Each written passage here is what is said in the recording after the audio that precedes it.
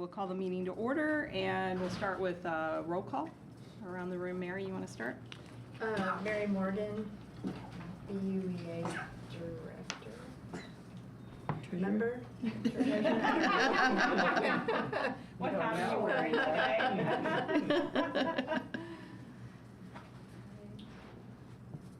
Dee, you're up. Dee De La Rosa, ESD.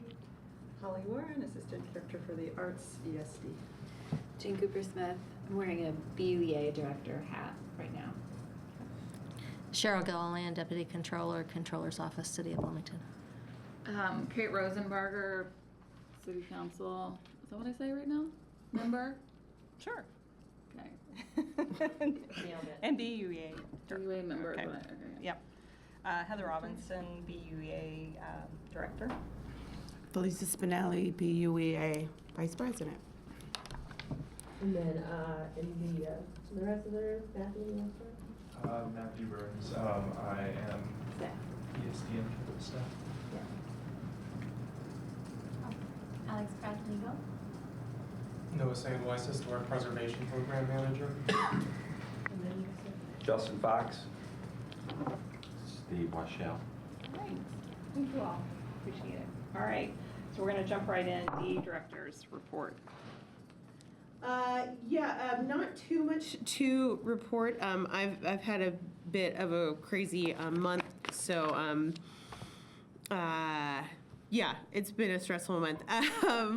Right now, Matthew and I are just still working on some of the data for our strategic plan. That's going really well. Matthew had a presentation to the mayor with some of the information. If the board is interested, we can set aside some time in June for some preliminary findings, if that pleases the board. Otherwise, there were just some last minute updates in the packet. I added a page that has a summary of the outgoing payments as of May 8th. And then a summary of the income up to May 8th, or from February to May 8th, as we're only doing the financial reports for January, so it's just a little bit easier to just look at and get through. So that's really all I have, unless the board has any questions about anything, and if there are any updates you'd like. You're in the middle of EZID compliance and receipts. Yes, that is a lot of bandwidth. Oh yeah, the thing that I was on the phone about all day today. Yes, we are in the midst of getting the EZIDs, checking the compliance, working with Stowe Municipal, and making sure that everything is up to snuff. I think at this point we have about 4 or 5 companies that have submitted their EZID forms. The deadline for that to submit forms is May 15th.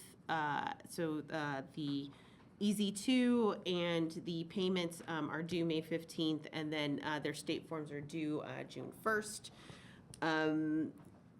Really happy that we have Stone on board for this, because there are definitely some things that we're looking over where it's like, oh, maybe this form needs to be simplified. Maybe there's some improvements that we can make on our end to make it easier for the businesses to be in compliance. So, I think that's it, unless you guys can think of anything else. I don't know.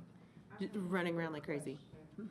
About the easy, I know that I'm lost with the name right now. The company about Catalan. Catalan, yes. Mm-hmm. Are they on board? So right now, we are still, we have corrections made. I am still speaking to the county to make sure that all of those corrections are finalized and we're done, so they can take care of last year's and this year's. So they will be contributing a participation fee for last year and this year. They did pay last year, but I think that there needs to just be an adjustment on that payment. So yes, the next thing is, once all of that changes over to Norvo Nordisk, we'll have to figure out how that works out. But right now, we're just dealing with Catalan because we work a year behind. So it's 23 pay 24. Okay. Good job. Thank you. And when you say this year, so is it 24 pay 25, or when you're talking about last year and this year, so actually, okay, so there will be a payment in '25, Yes. okay, as well. Yes, because the closing Yes. is slated to take place at the end of the year.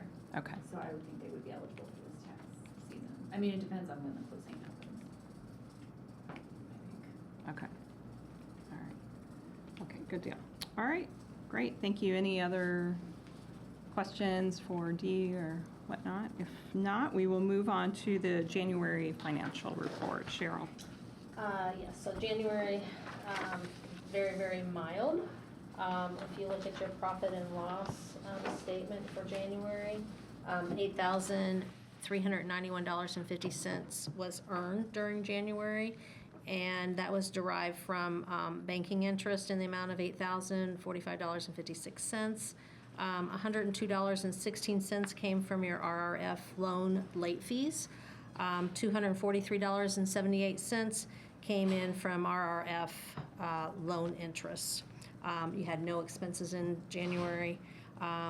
The CD interest total was $203.45. So your net income was $8,594.95.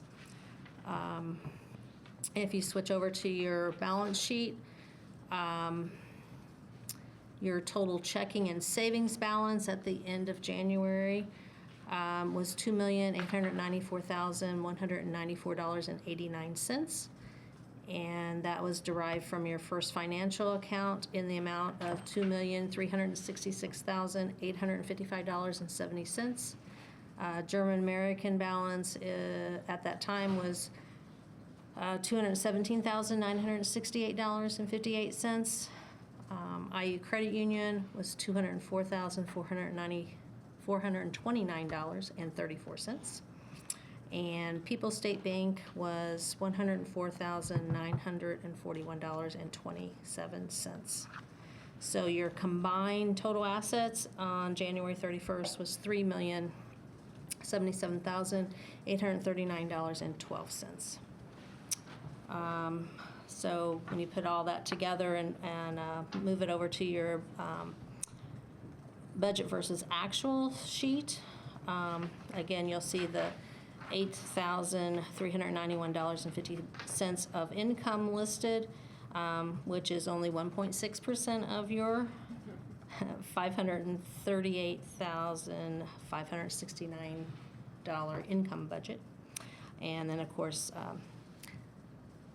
zero on your expense side, and your budget for 2024 on expenses is listed at $510,500.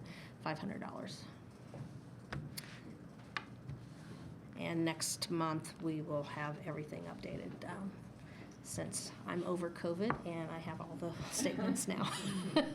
So I apologize for the delay. 2024, huh? Yes. All right, great, thank you. Any questions for Cheryl? Or any comments on the financial report? Okay, hearing none, do we have a motion to approve the January financial report? So moved. Do we have a second? Second. Second. All those in favor, aye? Pose same sign. Motion carries. Thank you. All right. We're going to hear about arts grants. Holly. Yay. I'm Holly, Assistant Director for the Arts for the City of Bloomington. As part of that role, I'm the staff liaison for the Bloomington Arts Commission, and the BUEA for this year generously gave us $50,000 to spend on zone art grants. So this is really supposed to be focused on arts activities that happen within the zone or impact residents of the zone. So super exciting. We tend to each year use the BUEA's chunk of money for two of our grant cycles. One is the operations grant cycle, which we're actually going to open next week, and that's specifically for 501c3s that have arts-based activities. But the one I'm recommending funding for today is our arts project grant cycle. So again, these are grant funds that we give to folks who are doing really big public-facing arts projects in the community. This can be individual artists, it can be art groups, it can be 501c3s, but it's supposed to be like a singular or event or something that has a beginning, a middle, and an end that hits as much of the public as it possibly can. And so I work with the BAC. After we receive all these applications, we evaluate them based on quality, ability to actually carry it out. Do we know these folks can actually do it? And then we vote and we decide who we're going to give money to. And then after we do that, I look through all of those grants and ask myself, which one of those activities are happening in the BUA? And so that's what you see here. So we got 49 art project grant applications. We're awarding roughly 38 in all, but 17 of those projects will take place in the zone. And you can see those in the packet here. And so it's 17 arts grants. We're recommending funding a total of $21,950. I'm happy to just run through these 17 groups really quickly if you want me to do that. I'm super excited about it and happy to brag, but I also don't want to waste your time. I know you got a lot to do today. I think a quick overview would be Sure. nice since we're voting on the money. I know we Yeah. have a presentation from Fox, but if you can swiftly get through that, that would be great. Yeah, no problem. So Bloomington Buffy Prom is a group of local artists, and every year they produce an annual kind of music festival. It takes place at the Eiffel, which is in the zone, and they support local musicians to form bands and like do cover songs. This year, they're also doing an art exhibition at the Eiffel as part of this, and they're doing an art exhibition based around a conversation of body autonomy. So it's going to be a really cool, interesting, impactful event. And then Bloomington Fine Art Supply is a new store that's just opened across the street from FAR. They are doing amazing work. This came at such a serendipitous time because another go-to art supply shop in the community had just closed. So Heather Farmer, who runs this place, is really filling a gap. And she really sees this not just as a fine art supply store, but as a community gathering space. So she's hosting all kinds of different classes there, and she's asking for funds to do Spanish lesson classes for the arts. So super excited about that. We've got a couple of cool new up-and-coming theater groups in town who are doing productions at the Waldron. So one of them is a group called Off Night Productions. They're doing a performance of Steel Magnolias, so we'd like to fund them. And then our old go-to WFHB, also next door to the Waldron, technically in the Waldron, they're going to do their annual Block Rocker this August, and in that they have a free festival. It's on the street, it's on 4th Street right in front of the Waldron, kind of between the Waldron and the 4th Street Garage. And they bring in lots of really cool regional acts, and it's just a great time. I had an amazing experience there. One of the performers is a woman named Amy O, and she's a great local musician, and she also runs Girls Rock Bloomington. So when she performed, all these young girls ran to the front of the stage and just like watched her with such awe. It was just this magical moment of just a local community member just like inspiring the next generation. So that's the kind of work that WFHB Block Rockers does. So that's why we're recommending funding for that. Huner Amin is an amazing local artist who's doing a project that involves light boxes that he puts his fingerprints on as kind of a way to express lives lost in global conflict. And so we'd like to fund him being able to produce more of these works to show at an exhibition that he's gotten at the Waldron Arts Center. Urban Deer Performance Series, I just started going to see these guys. They do really cool experimental jazz. You can see them at the Back Door, at you can also see them sometimes at Backspace. I've seen them at Call and Response at the Block House. They're just doing really cool stuff. And they've also started expanding into visual art forms as well. So they'll do live music accompanied by projections. So they're doing really, really cool stuff. And just want to encourage people to keep pushing the limits like that. Wonder Lab, so before the pandemic, Wonder Lab used to do limestone carving events in their garden. And so they would bring in limestone carvers, and the limestone carvers would do something super cool on their own, but then other guests would be invited to also carve limestone. So it's a really cool way to get kids working with stone. That's super cool. So we'd like to give Wonder Lab some money to bring that back. Hideout Press is a really cool local printmaker. They want to do an event in the parking lot of Bad Knees, which is another print shop. It's right next to the farm stop. And they're going to literally bring in a steamroller and steamroll prints. So again, they're going to kind of make a festival all-day event out of this. So there will be, you can watch them steamroll prints, which is super cool, but then there are gonna be more printmaking activities that are more accessible for younger folks to participate in. So really excited about that. And that one, they're also using this as an opportunity to bring, there are so many cool local and regional print groups out there. So I think they're seeing this too as an opportunity to bring them all in and just, demonstrate more of their work. Artists for Environmental Restoration is a group that does a lot of work and education around climate change through the arts. So they're proposing to do a series of art making classes for young folks in the community at FAR. So they'll be doing art, but they'll be doing art that expresses the natural world and how it's being impacted by climate change. Another really cool new place that opened recently is called Arts Remains Creative Reuse Center. So Bloomington Fine Art, that's where you go if you want the really, really fancy stuff. But if that's out of your price range, you can go to the Art Remains Creative Reuse Center and you can get some art materials that folks in the community have had, don't want them, so they donate them. You can go there and get art supplies there for really cheap. This group is just getting off the ground, and again, I think they're just really hitting a need in our community. Rebecca Woodward is one of my favorite success stories. She started out receiving the Bloomington Arts Commission's Emerging Artist Grant. We gave her a very small sum of money to start doing art lessons for kids. And at first they were somewhat cost prohibitive, but the more we have given her money, she's been really able to open these classes up to a wider range of the public, so they aren't cost prohibitive and they're available to more folks. So we just want to encourage her to keep that going because again, she's just teaching these kids the skills they need to make art, but also just to be better creative thinkers in the world. Eclipse Productions, this is another local up-and-coming theater group. They did a performance of something I'm blanking on now, but it blew people away. And so they are doing a streetcar named Desire. You might have seen the posters for that, but I'm really excited to see that type of just thought-provoking theater come to Bloomington, so we'd like to give them some funds to do that. Rose's Midwest Art Gallery. This is an art gallery that really caters to emerging artists and emerging musicians, and we want to just give them funds so they can keep their door open and book local musicians to just have a space that young folks can go. Redbud Books, you might have heard of, they also just opened. Their book selection is it looks like my bookshelf at home. It's awesome.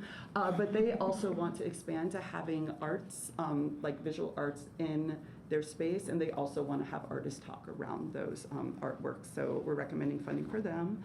FAR Photo Review is actually this really cool program that our colleague Chaz Moniger runs. So this is a group for folks who are interested in photography. They just get together like a couple times a month, and they just talk about each other's photographs. And once a year, they have an exhibition of their work at FAR. And so the funds for this will go to be able to print these individual artist participants' photos so they can be displayed. Printing this stuff is not cheap, so we really recommend just keeping them going. 2 more to go. Thanks for listening. Music Industry Creatives is actually, they are a student group based in IU, but they also recently registered as a 501c3. They are really committed to just giving professional development opportunities to students to learn what it's like to work in the music industry, but they also work with local musicians if they need help recording and things like that. What I love about this group is they are very committed to bringing their services and their booking to the community. So Burning Couch Festival is a festival that happens at Switchyard Park, and they bring in local and regional bands to perform. There are also food trucks, and there's an art fair. It's really cool, and again, it's just a really good way for these students to learn more about the industry by actually programming a thing, not just for campus, but for the entire community. Really happy to support things like that. And then finally, Carrie Weaver is an individual artist who makes these crazy, like, puppets. They're super cool, and she's going to use these puppets to create an immersive experience in the Backspace Gallery, which is the gallery that's behind Bonfett. So that's what we're recommending we give funding to. I have to say, our grant cycles have gotten more and more and more competitive. And it's not just number of applications, it's robustness and quality of work. These decisions get harder and harder to make, but and that part of the conversation with my colleagues is always very painful, but it's just so heartening that so many people are doing so many different things to invigorate and make this community more dynamic. So, but I'm happy to answer any questions you have. Just since I'm fresh coming back, can you remind me how the cycles work? So this is for less than half of that total 50. Correct. Is there a fall cycle? There will be a summer cycle. That's the operations cycle. Well, actually, it starts on Monday. Yeah. I anticipate we'll spend down the rest of the money on operations. That's what I've kind of found historically with allocating BUEA funds.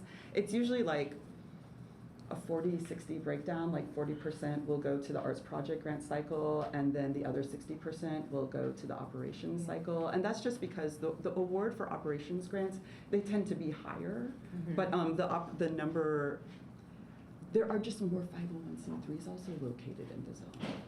So we're able Yeah. to use those funds. That makes sense. Yeah.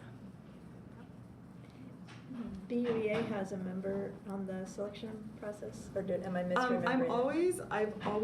You are always invited to read, Okay. but we haven't had one in a couple of years. Okay. But if you want to be invited for operations, there are Cheez-Its, because the chair always requires Cheez-Its, and there are donuts. So it's a long meeting. We did 2-3.5 hour sessions for arts projects, but it's so worth it, and it's an amazing group. They're very thoughtful. I'm very honored to work with them.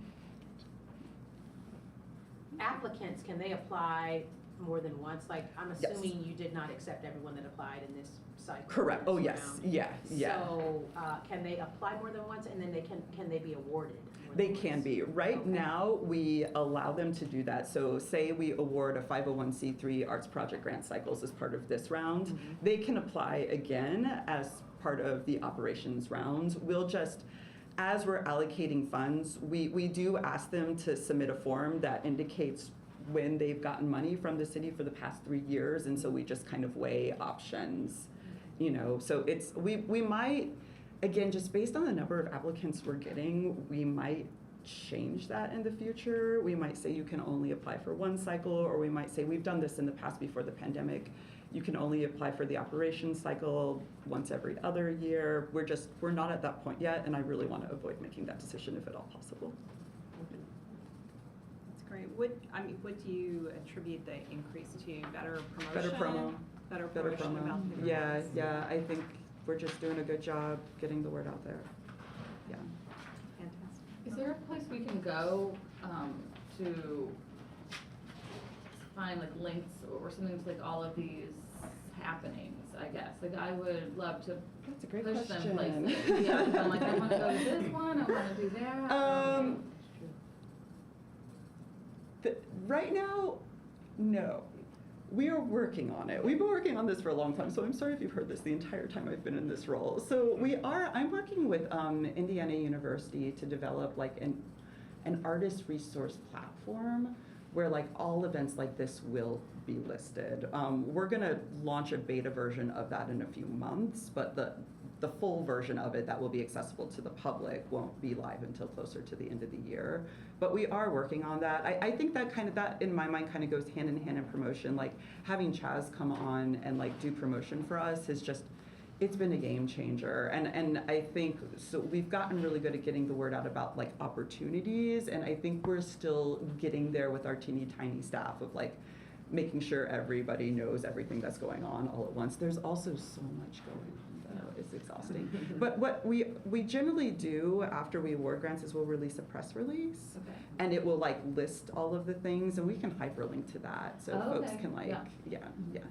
But it is that's another thing that's incredibly satisfying about this. You give this money away, and then a month later you find yourself torn between going to 4 awesome events that you helped fund. So. That's fantastic. Well, thank you. Thanks for that great overview, Holly. I would say the creative spirit is alive and well in Bloomington, based on all of these grant recipients. So are there any additional questions before we vote on approving this? No one else? Okay. Do I hear a motion to approve the expenditure $21,950 for the grants presented to us today? Motion approved. So we have Second. Second, Mary. All those in favor, aye? Aye. Same sign opposed? Okay, motion carries. Thank you, Holly. All right. Fantastic. All right, we have a special presentation today from Fox Property and Development. We're going to hear about a proposal for building upgrades, facade Sure. changes, and so forth. So it's 109 or 111 West 4th Street. It's, you guys may know it as the Best Taste Asian Restaurant. I bought the building because I saw the 1912 photo that I think you guys have in your packet, and it really inspired me and motivated me to just bring it back to that. I've currently started having the stone carved. The window and everything that goes in that arch piece is being designed and made by Colby Windows out of Wisconsin. There's gonna be a clay tile roof. We did do some research with Bill Coulter, who gave me great information about the building. So it's gonna be a clay tile roof, all new limestone, new windows. The restaurant is staying. So when I bought the building, they had just signed a 5-year lease. So I'm not doing this to raise any rent, to get any more density. It's just to make the building look great. I'm asking for the $10,000 grant on the facade in the front, and then a $10,000 grant on the alley side. If you look onto the right, you see the World Courier sign. That's actually covered up by Serendipity or the Moose Lodge or Bullwinkles, whatever you would call the building from your era. I want to recreate that sign on the alley side, which has tons of pedestrian traffic with the back door and the blockhouse, Bunker Robertson. There's a sidewalk there. Light it and restore that side also. So it'd be the complete face of the building and the alley side with that sign recreated, lit and plaqued on the alley side.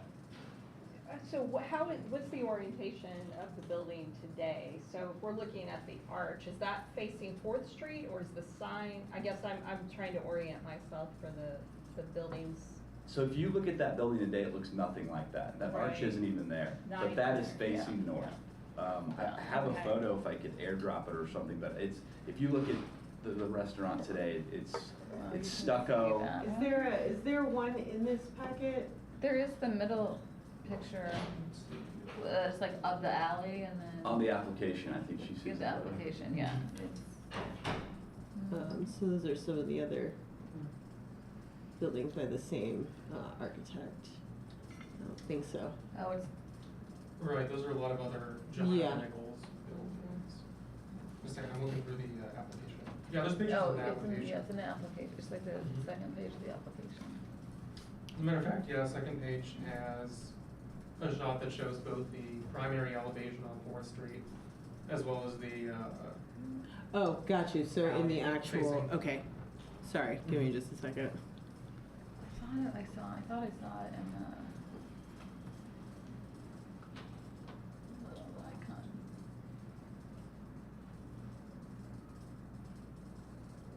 There. There we go. Oh, okay. It might be, I don't know the picture now. If I could. Sorry, I'm not used to doing this in Adobe. Darn, too much paper. Oh, here we go. Got it. Okay. So you can see there's no arch, there's stucco. The stone is not original. And the dormer is missing, The right? dormer has completely been redone. That'll be reframed to match how it was originally. Or, So I think this side is the second side I'm speaking of with the red paint and the stucco. That would all be ripped off, retuck pointed, have that World Courier sign scaled out, hand cut, put on that side, lit, and then maybe a plaque about the renovation or about the building as it was originally.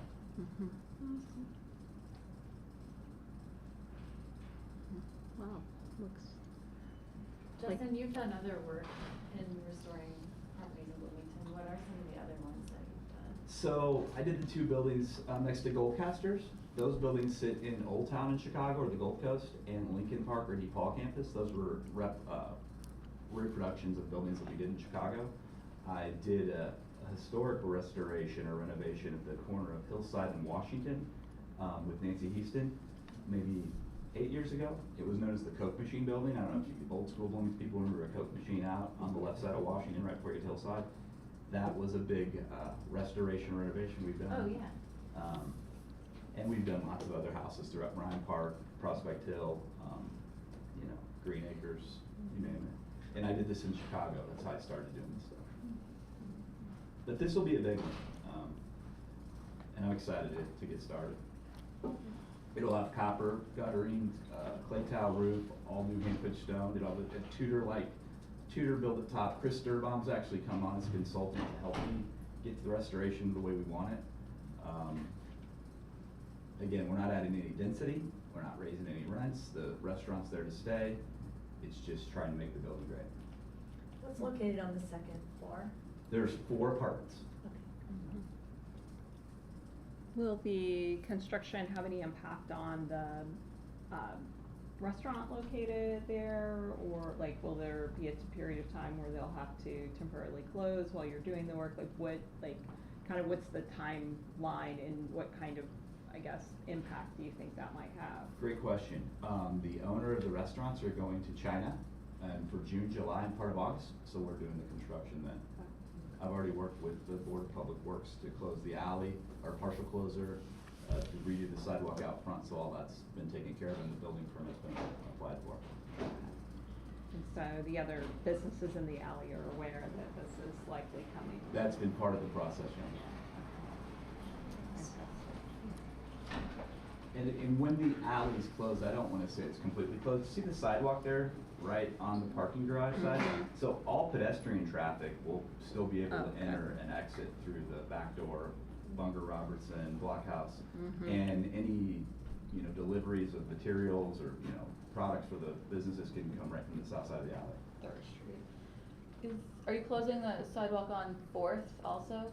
We're doing not necessarily a closure, but a walk around. So I've rented the parking spaces right in front, and it'll walk right around. It's very nice of you. And how far will you go up? My popcorn shop is just. All the time. I mean, this is great for the whole neighborhood, right? Yeah. And it It really is. speaks to what's happening Yeah. with the Waldron. And then, of course, there will be more attention on the neighborhood as the convention center develops out, however that happens. And yeah, so I just think it's really exciting. I'm curious if Noah has any comments for the board. Sure. One thing that I find exciting about this project is, it's not often that you get an opportunity to restore something that's been lost. This building wasn't substantially altered because previous owners wanted to do that. There were a series of fires that ran through the building, I think, in the late 20th century. And so the building was stabilized and made habitable, but I think this is a great opportunity and an unusual one where we have a lot of documentation about what the building originally looked like, what kind of materials went into it, just a fabulous amount of detail that sort of informs this project that Justin's working on.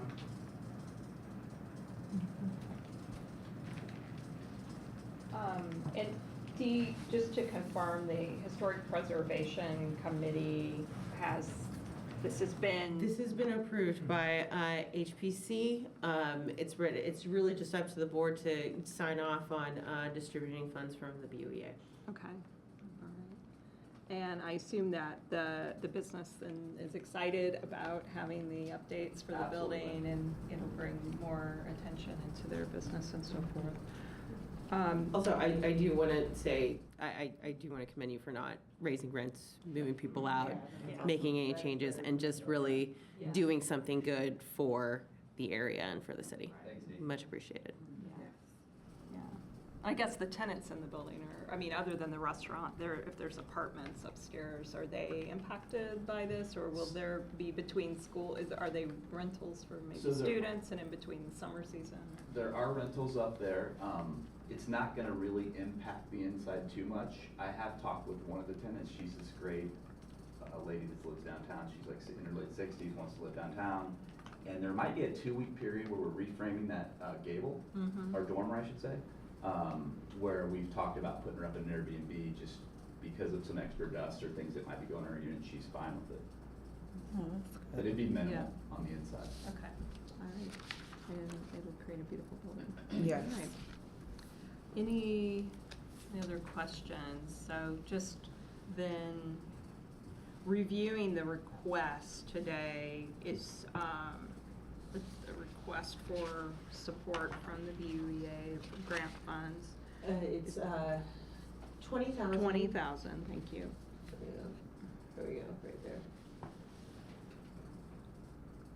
And this would come from the budget that we have for For historical preservation. preservation for We have specifically a line for the facade grant, and it is for $40,000 currently. Okay, great. And so the request today is for $20,000. Yes. Sorry, if the full amount of the facade grant is 40,000 per, what's 40,000? The budget line. The budget. Oh, total for the Yeah, year. total for the year, yes. So, okay. We took it down, I think, a little because people were not requesting them. Right? Yes. And so we just hadn't used them in a couple of years. Yeah. Yeah, so we did had some unused funds last year. All right.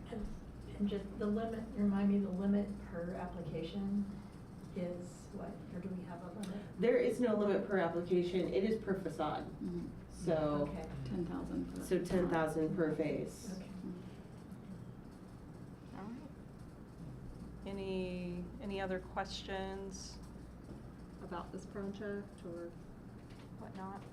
It sounds like a wonderful project. It'll be such a lovely change to that building and just, will bring such character and historic, look to that part of the downtown. So if hearing no more questions, do we have a motion to approve the $20,000 grant? So moved. Virginia, second? I'll second. All right. All of those in favor, aye? Aye. Opposed, same sign? Hearing none? All right, motion carries. Thank you. Congratulations. Thank you. Yeah. Well, very excited to see some, we want pictures when. Yeah. Stop on in and see me, I'll be there a lot. Thanks, you, guys. Thank you. Yeah, I'll come see you Friday. For sure. Bye-bye. Congratulations. No, appreciate it, guys.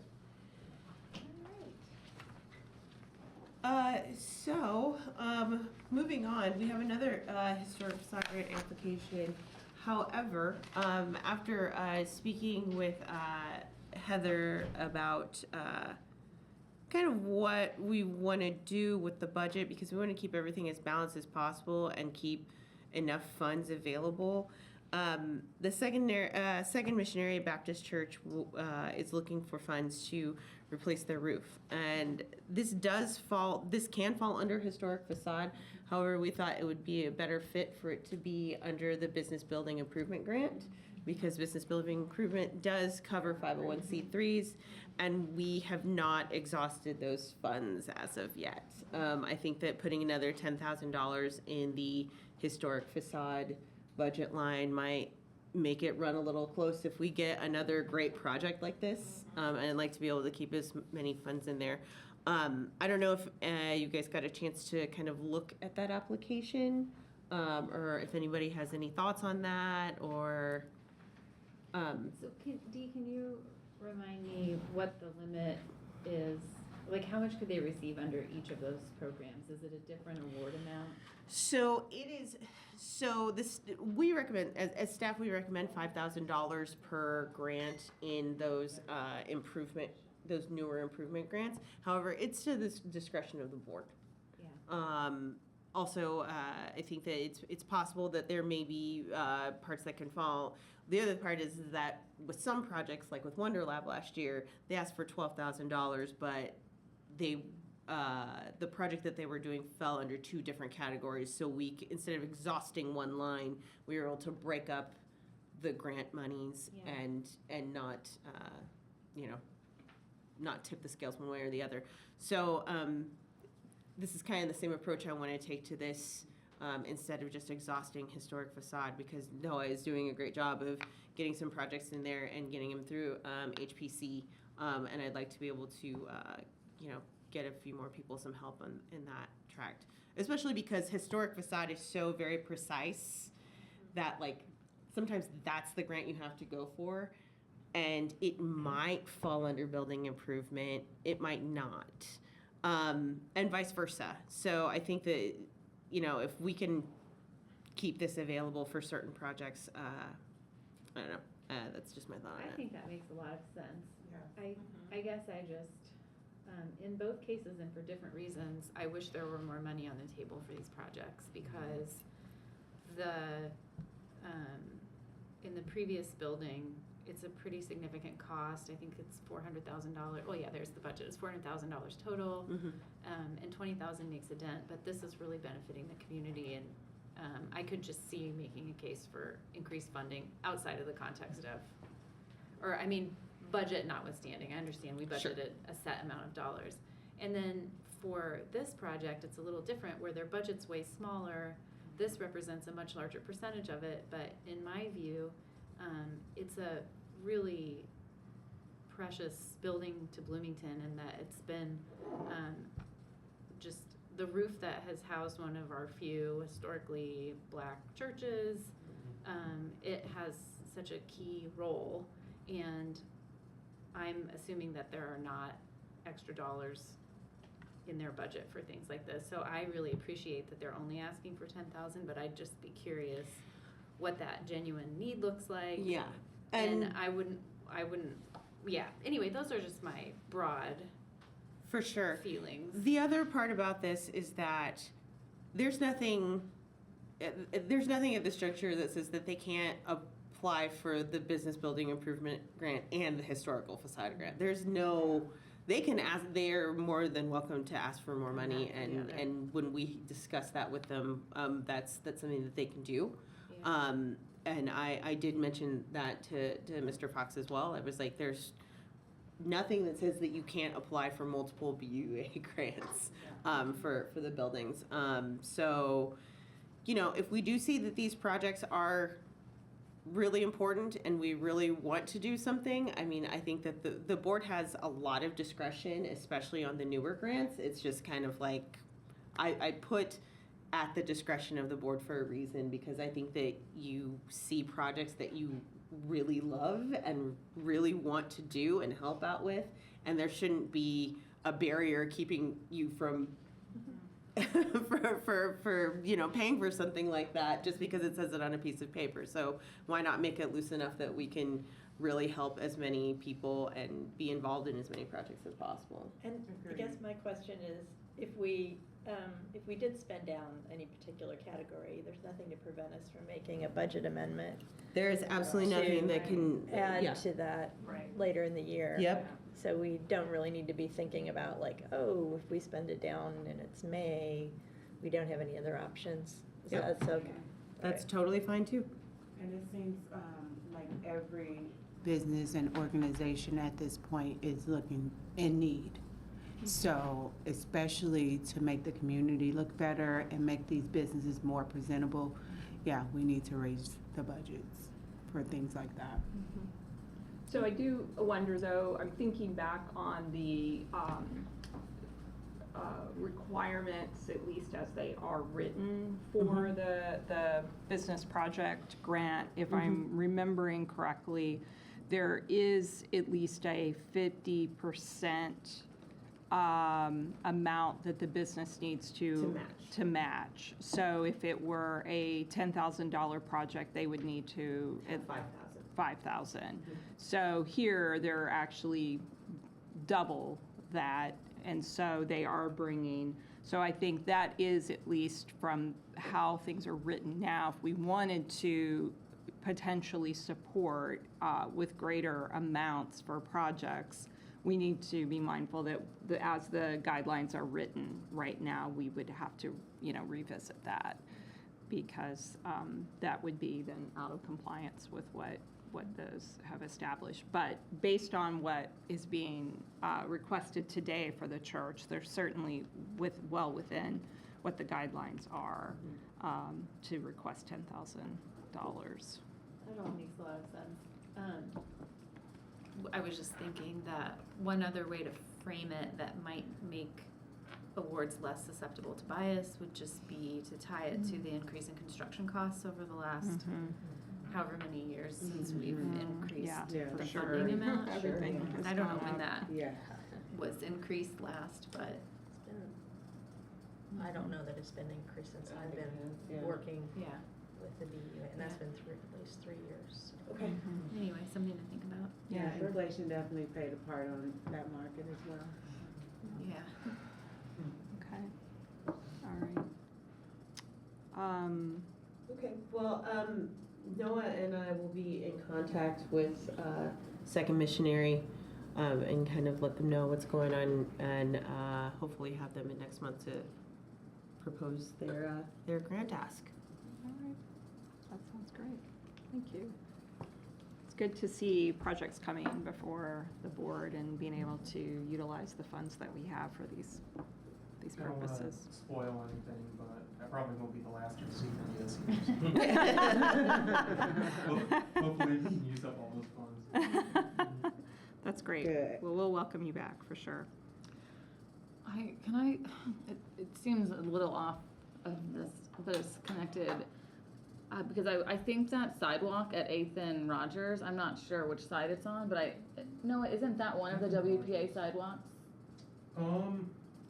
I'm gonna just Where take a the- look up there. Where the church is, like that would be their sidewalk, and I know we are looking at how to like remove those mostly because they're not accessible and like sort of like pay tribute to them but make accessible sidewalks for folks, and I think that could be something we consider in the zone because it's very expensive to do. I'll fill you in. I've been having some conversations with planning department and streets about how they're handling taking up and replacing some of those pavers because to a large extent they're kind of interchangeable. So the extent to which parts of those can be preserved that still work, that's great. So. But yeah, I think people have talked about that one over on 8th, I Right. think, just being like impossible to like roll on for folks and like very difficult. So I don't know, I mean, and it's the church that has to maintain that. Right, So, and all of our improvement grants do include sidewalks. Oh, so- cool, okay. Yeah. Yeah.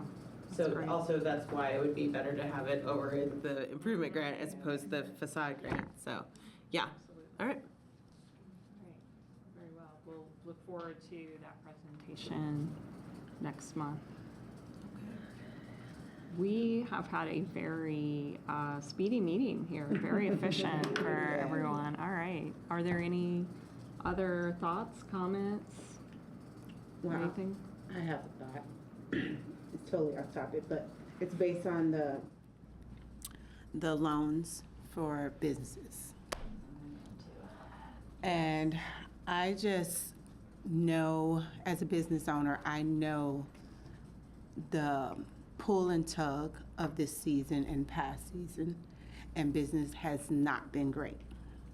So is there room for us to dissolve these loans? Can we have a conversation about that? All right. And you're referring to the loans that were part of the rescue recovery, the COVID Yes. loans, what are sitting here on the balance sheet right Yes. now. So we have about $184,000 payable to BUEA and these loans. I think that's a great topic to bring up. Do we have any clarification on what they're doing with the F&B loans or what the city, because the city had a number of F&B loans and I'm wondering if they've come to some.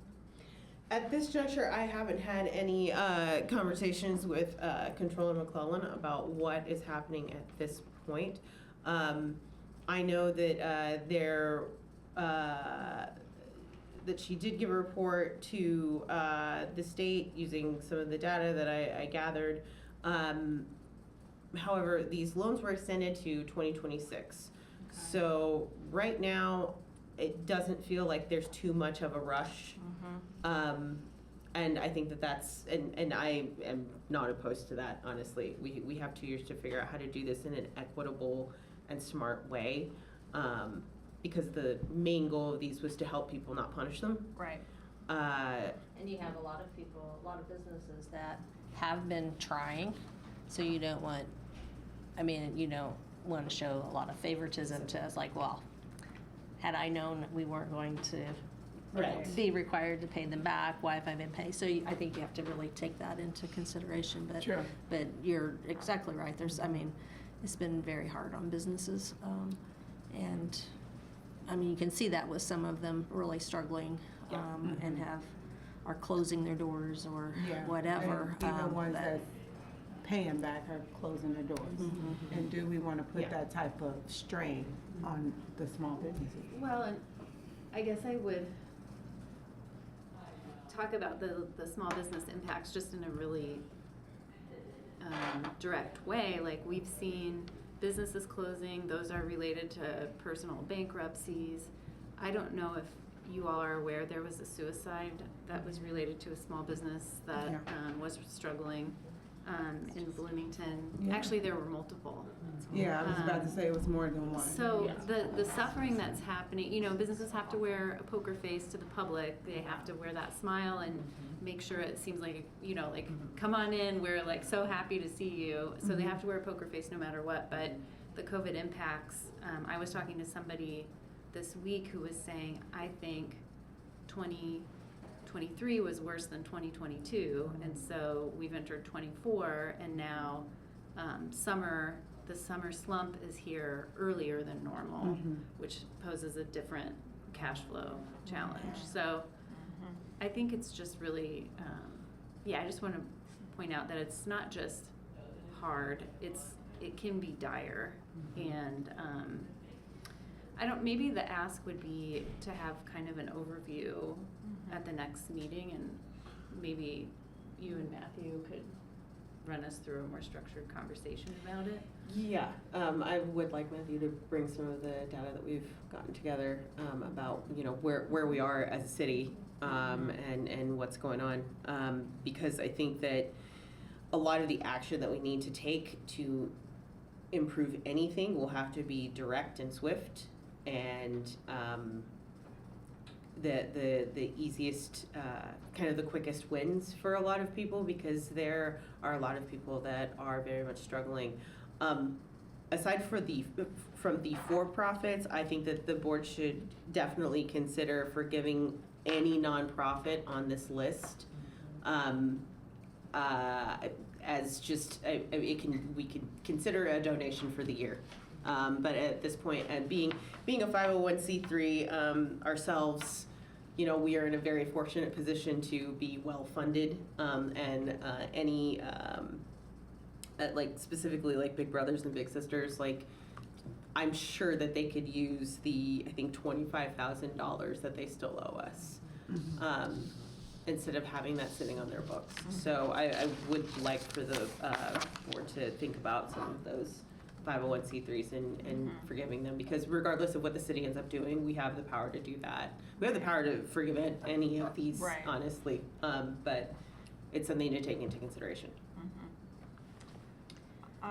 I think it's a conversation for us to continue to have, for sure, and I think Jane's suggestion of something maybe a little bit more structured, some kind of analysis, if you will, of the businesses here, and because we are still within the payback period until 2026, that does also give us an opportunity to formulate some approach to addressing this. At least we aren't like under the gun to have something done in 60 or 90 days, but I think that it's a conversation we should continue to have, and have some kind of determination on this for perhaps, I think, this year, so that we can share that with those that are here, those that are struggling, what those outcomes will be and whatnot. So thank you for bringing that up, and I think we'll continue the conversation. I think you could also consider, like, some of the ones that are continuing to pay, who have continued to pay, reward them.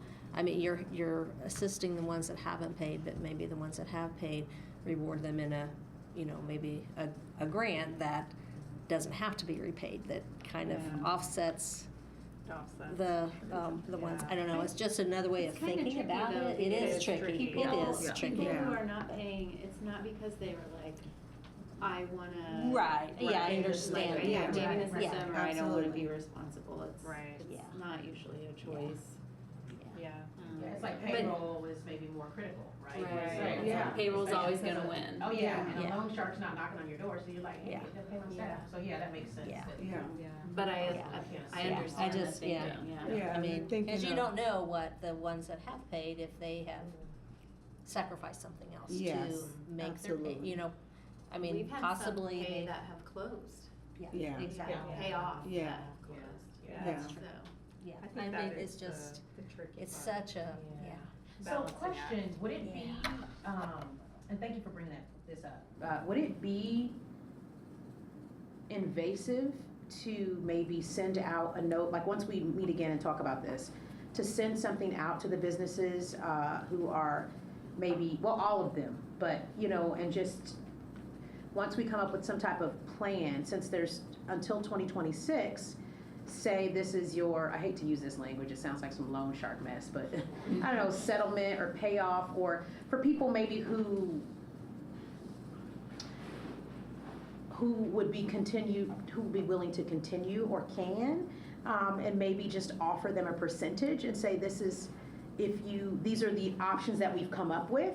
If you want to do this, you're done after that point, or you can just walk away. I mean, I'm just saying, you never know. There may be some businesses who, feel like they are in a position to go ahead and continue to contribute, but maybe having a smaller percentage or a smaller amount would be more feasible, whereas some businesses, for whatever reason, as we've, stated, they just can't. I mean, they're literally like, Yeah. I was praying for this moment, that they would be like, hey, you don't have to worry about this. So just kind of considering some options and giving the businesses the options. I don't know if that makes sense what I'm saying, but just kind of as a thought. Yeah, I mean, I would love to be able to offer percentages, and once again, it's up to you. Whatever the board decides, I will go with, and I will make that happen. I think that percentages are a good idea of thinking about different types of structures to help people out. I 100% understanding wanting to have people pay this money back, but there are just some people who just cannot. And it's just, we're just turning the screws on them. Right. Yeah. And it's just, it's not helping, it's not helping them. Yeah, right. So, When we do have the ability, to just take care of it. yeah. All right, well, good discussion, and we will, I know these tables have a mind of their own. So we will continue this conversation, and then we'll look next month for maybe some more specifics and what some are paying every month and so forth. I mean, I think just trying to get some kind of sense of where businesses are and being mindful to, maybe identifiers for the businesses as I get that it's, name spoken and such, may not be appropriate. So, yes, thank you all for that. Appreciate that conversation. Anything else before we adjourn for today? We're a little after 1. All right, that's all. Thank you. Thank you. Thanks.